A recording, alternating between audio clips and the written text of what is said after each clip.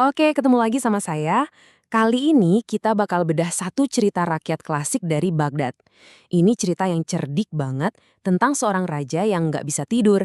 Dan ya, solusi buat masalahnya itu benar-benar di luar nalar. Oke, langsung aja kita masuk ke inti masalahnya. Coba deh bayangin, gimana caranya bikin seorang raja tidur? Raja loh, orang yang punya segalanya, tapi satu hal paling simpel, tidur malah nggak bisa didapetin. Nah, ini nih teka-teki utama di cerita kita kali ini. Jadi, coba kita bayangin dulu situasinya ya. Istana Baghdad yang megah banget, tapi suasananya tegang di tengah malam. Kenapa? Karena di sana Raja Harun al-Rashid, pemimpin yang super berkuasa itu, lagi guling-gulingan di kasurnya, gelisah. Malam udah makin larut, matanya malah makin melek. Wah, kita bisa ngerasain banget kan frustrasinya di sini. Ini bukan cuma soal nggak nyaman lagi. Ini udah jadi perintah dari raja yang benar-benar putus asa. Dia udah capek banget dan butuh solusi. Sekarang juga. Nah, karena udah mentok, nggak tahu lagi harus ngapain, sang raja akhirnya ngelakuin hal yang ya, biasa banget di cerita-cerita kerajaan. Dia bikin sayembara. Jadi ini pengumuman terbuka buat semua rakyatnya. Siapa aja, nggak peduli dari mana asalnya, boleh banget ikutan coba. Terus hadiahnya apa?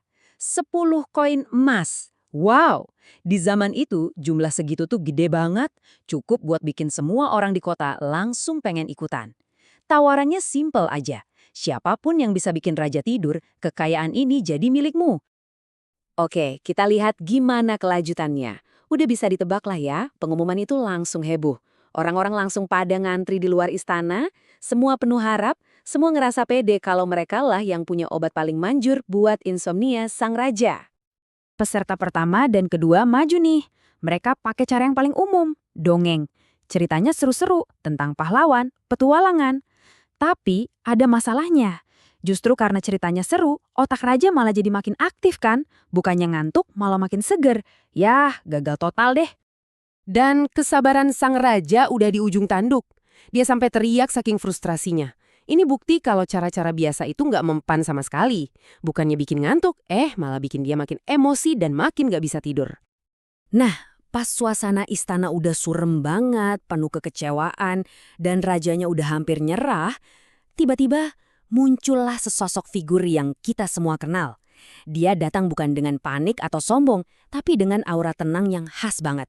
Siapa lagi kalau bukan Abu Nawas. Coba deh perhatiin bedanya.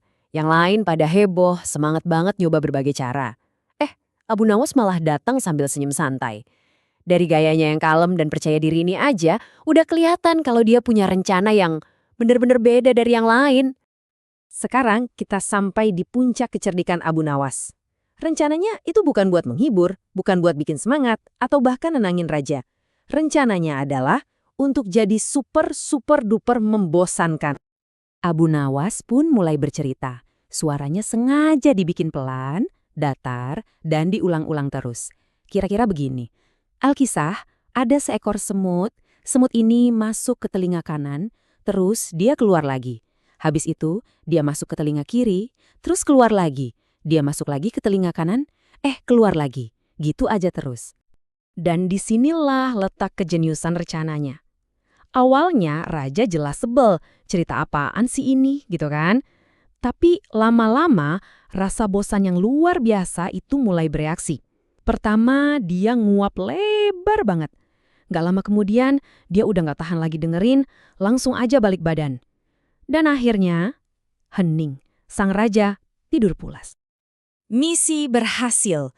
Cuma dengan cerita paling gak menarik sedunia, Abu Nawas sukses melakukan apa yang orang lain gak bisa.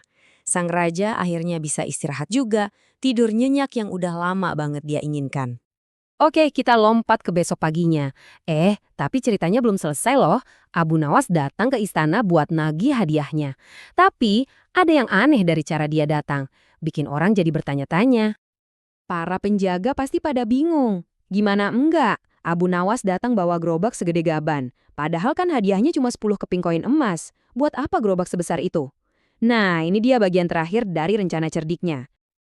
Dan inilah dia puncaknya. Ternyata Abu Nawas datang bukan buat nagih 10 koin emas, tapi 10 karung emas. Jenius kan?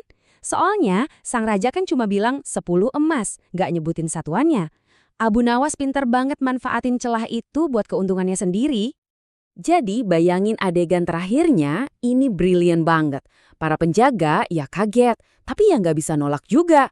Akhirnya mereka muatin 10 karung emas ke gerobaknya Abu Nawas. Dan yang paling ironis, Abu Nawas yang semalam bikin raja tidur, sekarang malah dia sendiri yang tidur pules di atas harta karunnya. Luar biasa. Ucapan si penjaga ini benar-benar jadi rangkuman yang pas banget buat keseluruhan cerita. Penuh rasa heran ya. Gimana bisa solusi yang paling aneh dan nggak kepikiran sama sekali justru jadi yang paling banyak bawa untung. Dan inilah yang membawa kita ke pelajaran utama dari kisah ini.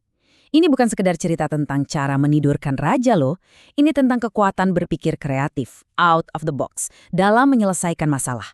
Waktu semua orang mentok pakai cara yang itu-itu aja dan gagal, Abu Nawas nunjukin ke kita semua. Kalau kadang-kadang, jawaban terbaik itu justru datang dari jalan yang paling gak kita sangka-sangka.